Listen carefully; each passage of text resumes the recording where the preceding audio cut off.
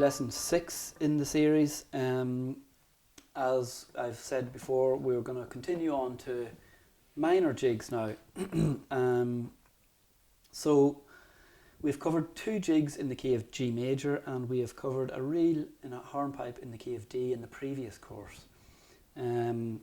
Minors is the next step. We've progressed from jigs to reels, which is a more complex strumming pattern, and minors are the next complex step. So one easy way that I like to think of minors, especially for the chords and the progressions that are available to us, is that I like to relate it to a related major. So the nice thing about A minor is that we can use pretty much all of the chords that we have already learned for the key of G major. And the reason behind that is that actually in the key of G major, the scale that's used is the same scale for the melody player that they use in A minor, except the scale is one step up, starting on an A and finishing on an A. These are called modes in Irish music.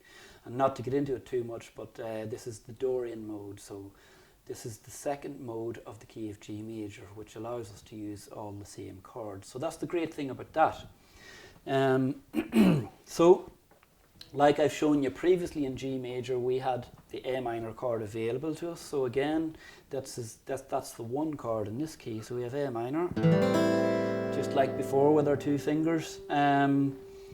We have still got a G chord available with the B or without it. That can be a nice little variation for you to try out, whether you want to put it on or not.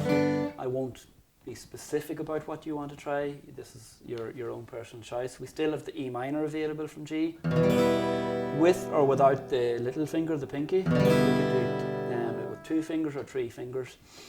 And we still have a C chord available, which is the same as your standard.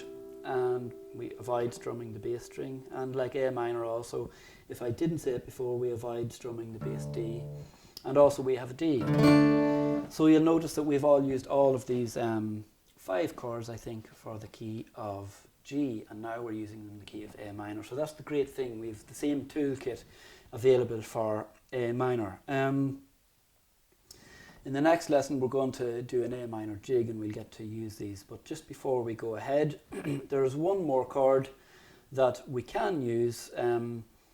We may not use it, but it's a nice little chord that you get to use if you would like to try it out for yourself. And it's a different type of G chord, but we have a B as the bass note. And it's nice and easy because we only use 2 fingers. So we use our ring finger, the 3rd finger on the high D note on the 3rd fret of the B string. So that gives us a D.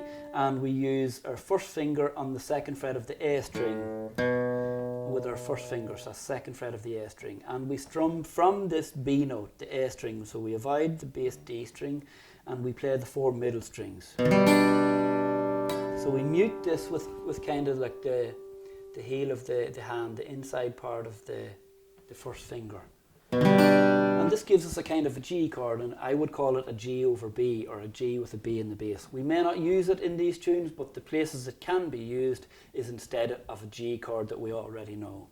So that's it for this first lesson in the series of the A minor tune we're going to do. We'll see you back for the next lesson where we get to use these chords and accompany an A minor jig.